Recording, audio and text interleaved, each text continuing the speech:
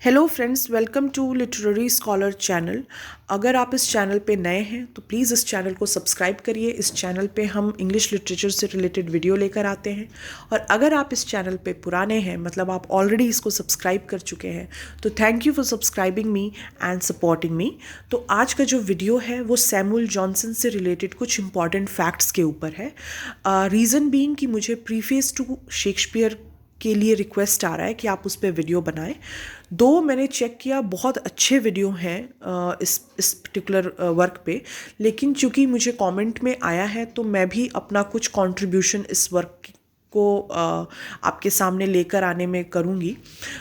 इस वजह से मैंने सोचा कि सैमुअल जॉनसन के ऊपर आज बात करते हैं और उनसे रिलेटेड कुछ इंपॉर्टेंट फैक्ट्स आपके सामने रखते हैं। अच्छा, एक और बात मुझे जो बतानी है वो ये कि इसमें मैंने इनके पर्सनल डिटेल को थोड़ा सा कम रखा है। मदर फादर के बारे में मैंने बहुत बात नहीं की है, इनके पर्सनल लाइफ के बारे में मैंने बहुत बात नहीं की है। मैंने जो इम्पॉर्टेंट फोकस दिया है इस वीडियो में वॉज मतलब ये है कि इनका जो वर्क है, लिटरेरी वर्क जो इनका है, उसके जो इम्पॉर्टेंट फैक्ट्स हैं जो मुझे मिले वो मैंने आपके सामने रखा है। क्योंकि जो छोटे छोटे फैक्ट्स हैं वो आपको आसानी से मिल सकते हैं, तो मैंने कोशिश की है कि मैं आपके सामने वो फैक्ट्स लाऊं जिसको खोजना पड़ता है। तो इस वजह से ये आज का वीडियो उसी तरीके का है। तो चलिए आज का वीडियो शुरू करते हैं, और नेक्स्ट मैं कोशिश करूँगी कि प्रीफेस टू शेक्सपियर को एज सुन एज पॉसिबल आपके सामने रखूँ, ले आऊँ। तो बिना टाइम वेस्ट करते हुए let's continue the video. Birth जो हुआ सैमुअल जॉनसन का 18 सितंबर 1709 इंग्लैंड में हुआ। डेथ इनकी 13 दिसंबर 1784 इंग्लैंड में ही हुई। रेस्टिंग प्लेस वेस्टमिनिस्टर एबे है। पेन नेम इनका डॉक्टर जॉनसन है। अब एक चीज़ आगे मैं बढ़ूं उससे पहले मैं आपको बताऊं कि बेन जॉनसन से आप सैमुअल जॉनसन को कंफ्यूज नहीं करेंगे। दोनों डिफरेंट पर्सनालिटी हैं। बेन जॉनसन एक डिफरेंट टाइम में हुए हैं, Samuel Johnson total different time में हुए हैं। इनके नेम की स्पेलिंग्स में भी काफ़ी डिफरेंस है, ठीक है। तो चलिए आगे बढ़ते हैं। He was critic, playwright, essayist, moralist, biographer, editor, lexicographer and poet. तो ये सब कुछ, इन सब फील्ड में इन्होंने अपना कंट्रीब्यूशन दिया है, ठीक है। पहला वर्क जो इन्होंने पब्लिश किया under his name was the vanity of Human wishes, जो 1749 में आई। 1755 में 8 साल इन्होंने बहुत जम के मेहनत की for his work the a dictionary of English language. तो 1755 में ये वर्क आया इनका, जिससे इनको फेम मिला, ठीक। He worked as a hack writer, इन्होंने एज ए हैक राइटर भी काम किया है for many years, writing and editing articles for Edward Cave's Gentleman's Magazine. तो इनके जो अर्लियर वर्क होते थे वो इसी मैगजीन में आते थे। इन्होंने कुछ पॉपुलैरिटी हासिल की थी, या क्रिटिकल सक्सेस आप कह लें, हासिल की थी। इनके अर्ली पोएम जो कि लंदन करके था, उसका नाम 1738 में, और एक इन्होंने बायोग्राफी लिखी थी of the wayward poet Richard Savage 1744। फिर ये एक प्रोमिनेंट लिटरेरी फिगर रहे हैं in England in the 18th century. T S. Eliot ने इनके वैनिटी वर्क को, जो कि इनका The Vanity of Human Wishes करके है, उसके लिए टी.एस. इलियट ने बोला कि जॉनसन्स ये जो वैनिटी है, जो इनका वर्क है, ये Johnson's ticket to pantheon of great poets है, ठीक है। ये स्टेटमेंट टी.एस. इलियट ने सैमुअल जॉनसन को दिया for his work Vanity. In 1750 Johnson began writing essay for Rambler. अब रैम्बलर जो था वो पब्लिश होता था every Tuesday every Saturday, from 1750 से लेके 1752 तक। इसमें 208 आर्टिकल्स आए। इसको एज ए एसे फॉर्म में लिखा गया है। ये नियो क्लासिकल, इसको नियो क्लासिकल वर्क या नियो क्लासिकल आप कहें, इसको कंसिडर किया जाता है। सब्जेक्ट मैटर इस पूरे रैम्बलर का रहा है morality, literature, society, politics and religion. जो नेक्स्ट इनका इंपॉर्टेंट वर्क है वो है द आइडलर, जो कि है सीरीज ऑफ 103 एसेज, बट जो कि 12 एसे इसमें हैं, all but 12 of them by Samuel Johnson. मतलब 103 एसे में से, 103 एसे में से 12 एसे सैमुअल जॉनसन ने इसमें कंट्रीब्यूट किए हैं। ये पब्लिश हुआ in London weekly the universal Chronicle between 1758 and 60। ठीक है, 1758 से 1760 के बीच में इसको पब्लिश किया गया। आइडलर के अदर राइटर बिसाइड जॉनसन थे Thomas Wharton, Bennett Langton and Joshua Reynolds. Idler जब एज ए बुक फॉर्म में निकल के आई तो उसमें एक एस्से था जॉनसन का जिसका नाम था द वल्चर। इसको हटा दिया गया था। क्यों? क्योंकि इस पे सेडिशन के चार्जेस आ गए थे। इसने अगेंस्ट गवर्नमेंट कुछ इसमें लिखा गया था, तो इसको हटाकर जॉनसन ने इसको रिप्लेस किया था अपने essay the imprisonment of debtor से। ठीक है, फिर इनकी जो एक वर्क है A Journey to Western island of Scotland, ये 1775 में आई। ये एक ट्रैवल नैरेटिव है बाय सैमुअल जॉनसन, और इसमें इन्होंने स्कॉटलैंड में कुछ इन्होंने टाइम बिताया था in late summer and autumn of 1773। उसी का इन्होंने अपना एक्सपीरियंस इसमें शेयर किया है। फिर मसाया करके 1712 में एक पोएम लिखी थी अलेक्जेंडर पोप ने, उसको सैमुअल जॉनसन ने ट्रांसलेट किया था इनटू लैटिन इन दिसंबर 1728। तो इससे हमें पता चलता है कि इनको लैंग्वेज का काफ़ी नॉलेज था, ये इनको एंशिएंट लैंग्वेज की भी नॉलेज थी। ठीक है, सैमुअल जॉनसन को।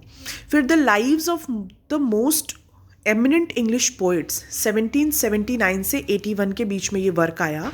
इसका जो अल्टरनेटिव टाइटल है वो है लाइव्स ऑफ द पोएट। ठीक है, शॉर्टर टाइटल है लाइव्स ऑफ द पोएट, लेकिन ये जो लाइव्स ऑफ द पोएट उसकी पूरी टाइटल क्या है? Lives of the most eminent English poet. ठीक है, ये भी वर्क है सैमुअल जॉनसन का, जो कि इसमें कंप्राइज किया गया है short biographies and critical appraisal of 52 poets. ठीक है, most of whom lived during the 18th century। Johnson ने राइटिंग शुरू किया था इंडिविजुअल बायोग्राफिकल पीसेस इन 1740, और फर्स्ट जो इन्होंने डिवोट किया था वो था Jean Philippe Barretier, Robert Blake and Francis Drake की बायोग्राफी लिख के। फिर इन्होंने एडवेंचर करके लंदन में 18th सेंचुरी में बाई वीकली न्यूज़पेपर को भी शुरू किया after the successful conclusion of the Rambler. और इसके साथ मतलब जॉनसन के साथ इसको कौन कंट्रीब्यूटर इनका कौन था इसमें? जॉन हैक्सवर्थ। ठीक है, हॉक्सवर्थ, सॉरी। फिर आयरीन जो है इनकी एक न्यू क्लासिकल ट्रेजेडी है जिसको इन्होंने लिखा बिटवीन 1726 एंड 1749 में इसको लिखा गया। Irene was Johnson's only play. इसके अलावा इन्होंने कुछ नहीं लिखा। ये एक ट्रेजेडी है और ये एक सिंगल प्ले है जिसको जॉनसन ने लिखा, and was first performed on 6 Feb 1749 in production by his friend and former pupil David Garrick. ठीक है, जॉनसन का जो मेन सोर्स है इसका आयरीन का स्टोरी ऑफ आयरीन उन्होंने उठाया रिचर्ड नॉवेल्स के जनरल हिस्ट्री ऑफ टर्क्स 1603, और ये जो प्ले इन्होंने लिखा था आयरीन वो ब्लैंक वर्स में लिखा था। ठीक है, फिर इनकी एक बायोग्राफी लिखी जेम्स बॉसवेल ने। उस बायोग्राफी का नाम था The Life of Samuel Johnson. 1791 में लिखी गई डॉक्टर सैमुअल जॉनसन की बायोग्राफी। इसको वॉल्टर जैक्सन बेट ने सेलेक्ट किया था as the most famous single work of biographical art in the whole of literature. पूरे लिटरेचर में इसको most famous single work of biographical art बोला गया। फिर इन्होंने एक पब्लिश किया था पैम्पलेट ऑन मैकबेथ। ठीक है, 1738 में जो इन्होंने पोएम लिखी लंदन, उसमें 263 लाइन्स थी। ठीक है, और इसको imitation of Juvenal the Roman poet, इसका इमिटेशन था। इसने अलेक्जेंडर पोप से बहुत ही मतलब क्रिटिकल प्रेज किया था इसको पोप ने, और जॉनसन ने हिमसेल्फ इसको वापस रिवाइज किया इन 1748 में। ये जो पोएम थी it is about the nostalgic glorification of English history. ठीक है, फिर जो डिक्शनरी ऑफ इंग्लिश लैंग्वेज थी जो 15 अप्रैल 1755 में इन्होंने पब्लिश किया था, जिसकी वजह से इनको काफ़ी नेम फेम मिला था। ये फाउंडेशन बिल्डअप करती है, laid the foundation of English lexicography. ठीक है, फाउंडर रहे हैं, मतलब इसको फाउंडेशन बोला जाता है इंग्लिश लेक्सियोग्राफी की। It is rich mine of quotations, इसमें काफ़ी सारे कोटेशंस हैं, रेफरेंसेस हैं, मोर लिटरेरी देन लिंग्विस्टिक्स एंड एटिमोलॉजिकल। ठीक है, तो ये एक नॉर्मल डिक्शनरी से आप मत उसको समझिएगा। इसका जो इसमें कई सारे कोटेशंस हैं और सबसे ज़्यादा जो कोटेशंस या कहा जाए कि इम्पॉर्टेंट पर्सनालिटी के कोटेशंस डाले गए हैं वो हैं शेक्सपियर। जॉनसन ने एक क्लब फाउंड किया था 1764 में। ये एक तरीके का लिटरेरी क्लब था और इसमें जो मेंबर्स थे वो हैं जोशुआ रेनॉल्ड्स जो कि एक पेंटर हैं, Gibbon, Garrick, Oliver Goldsmith, Boswell, sir William Jones, Edmund Burke. तो ये सारे एक इम्पॉर्टेंट मेंबर थे इस क्लब में। बहुत लंबा ये नहीं चला था, इसमें डिस्कशन होते थे करेंट पॉलिटिकल सिनेरियो पे, इन सब चीज़ों पे इस पे डिस्कशन होता था इस क्लब में। फिर रेसलस जो है इनका एक अर्लियर नॉवेल कह लीजिए, नॉवेल फॉर्म में है, ये एक डायडेक्टिक टेल है जो कि 1759 में आई और जो थीम था इस पूरे रेसलस का वो था choice of life, saved from utter hopelessness by his strong religious faith. इसमें इन्होंने शो किया है। रिटन इसको लिखा गया था, मतलब इसको इन्होंने लिखा था अपने कुछ डेब्ट्स को पे करने के लिए, रेसलस को। फिर 1765 में एडिशन ऑफ शेक्सपियर करके इनका एक वर्क आया। 1775 वही जैसा मैंने बताया, journey to the western island of Scotland, traveller. Then preface जो है जिसके बारे में हम आगे बात करेंगे, उसकी बात करें तो 1765 में इसको इन्होंने लिखा। ये एक तरीके का क्रिटिकल एसे है और इसको जो है इसमें दो चीज़ इम्पॉर्टेंट है, इसको बहुत ही अंडर वैल्यू किया गया है मिल्टन के वर्क को इसमें, और प्रिजुडाइज्ड रहे हैं अगेंस्ट स्विफ्ट, ऐसा देख के लगता है। 72 पेजेस का ये है पूरा वर्क, प्रीफेस टू शेक्सपियर, और ये great piece of new classical literary criticism माना जाता है। जॉनसन का जो इंटरेस्ट है इन शेक्सपियर वो डेवलप हुआ था जब ये बहुत छोटे थे। ठीक है, इन्होंने काफ़ी सारे शेक्सपियर्स के प्ले पढ़े हैं, poem with a great intensity, और बहुत ही फैसिनेटेड रहे हैं ये शेक्सपियर से, सैमुअल जॉनसन, जो कि थ्रू आउट इनकी लाइफ में। और इसी वजह से जो इनकी डिक्शनरी है जिसमें जो इन्होंने लिखी उसमें 80,000 कोट्स जो हैं ये शेक्सपियर के हैं उसमें। फिर ये जो पूरा प्रीफेस है इसको 2 सेक्शंस में डिवाइड किया गया है। पहला सेक्शन है जो कि डील करता है with his critical analysis of Shakespeare as a dramatist, ठीक है, और दूसरे सेक्शन जो है वो डील करता है Johnson as a editor of Shakespeare's play.